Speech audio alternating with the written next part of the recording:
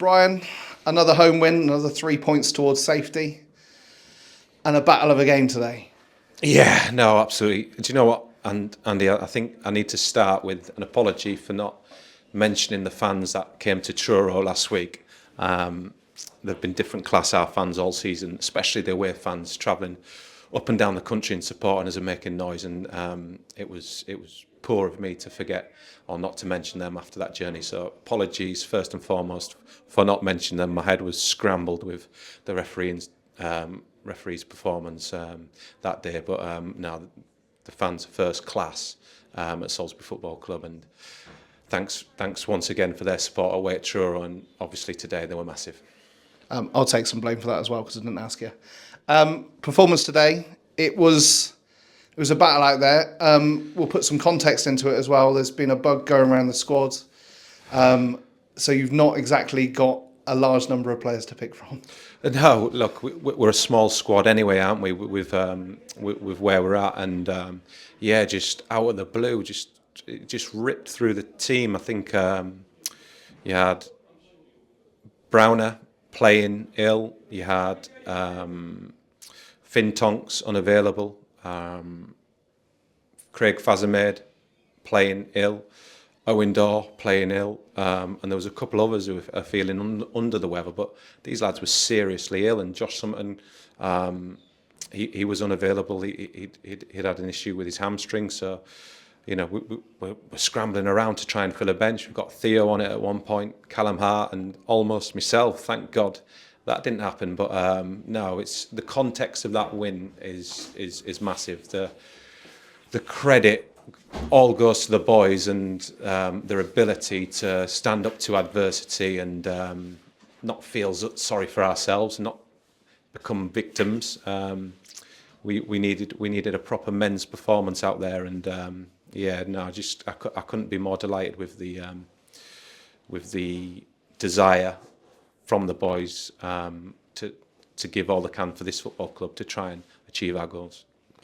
And we've gone toe to toe, and Tonbridge sat higher end of the mid-table, still had a mathematical chance of playoffs, and we've restricted them to half chances today. Yes, they've rattled the bar, but I don't think Burns had to have a save, really. There was one dropping under the bar from a long way out, but we've limited them to very few chances today. No, we have, and credit to the out-of-possession work that the lads did. They had to sit tight and suffer a little bit in terms of allowing Tonbridge to have possession, but it was about pouncing and then transitions and trying to hurt them on the transitions, which I thought we did. But no, Tonbridge are a fantastic side. Jay's done an amazing job there again this season, and they're a fantastic club. I know the chair lady, Sophie.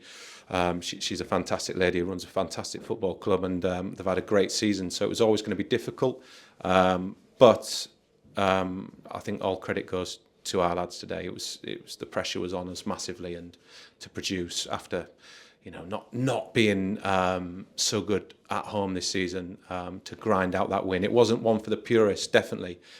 It was just about a result today, and we got that. The pitch is playing very difficult. It's very dry all of a sudden. We've gone from boggy to dry in the space of a couple of weeks, and it was definitely a game where the team that made the least mistakes would win the game. It wasn't two mistakes that gave us a win. It's two really good finishes into the bottom corner from first Dan Fitchett, clocking up 100 goals across both Salisbury City and Salisbury FC. And then Ronan Silva with a really good finish second half too. Yeah, and I'm delighted for both of them because Fitchy's, he's had to really grind out performances for us, doing the ugly side of the game and bringing others in and doing a lot of selfless work. But he was due his goal. His confidence was probably low after missing a couple of good opportunities in other games. But Fitchy showed that fortitude and that mental strength to keep going, keep putting himself in the positions. And if you do that, if you don't shy away and you keep putting yourself in them positions, eventually your luck will change. And he's pulled the trigger, and it was a great finish in the bottom corner.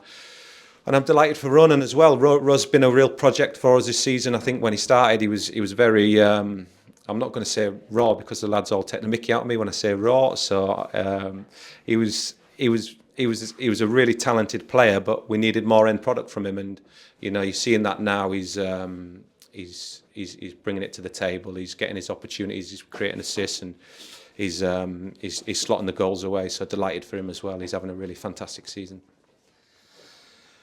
Next week, travel to Boreham Wood. They're in a bit of a tricky position. They've lost today, I believe, and they're looking over their shoulders with Weston just behind them. Is that possibly the worst thing that could have happened for us today? They've gone and lost, and now really need to turn it around and put a performance in. Well, I don't know, to be honest. I think all we can do is focus on ourselves. The old cliche, there's no easy games. Boreham Wood are a fantastic football side.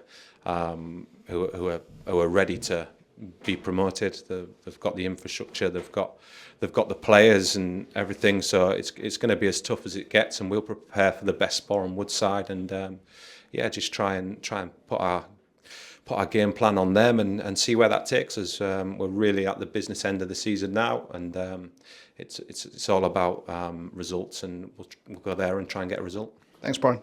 Cheers.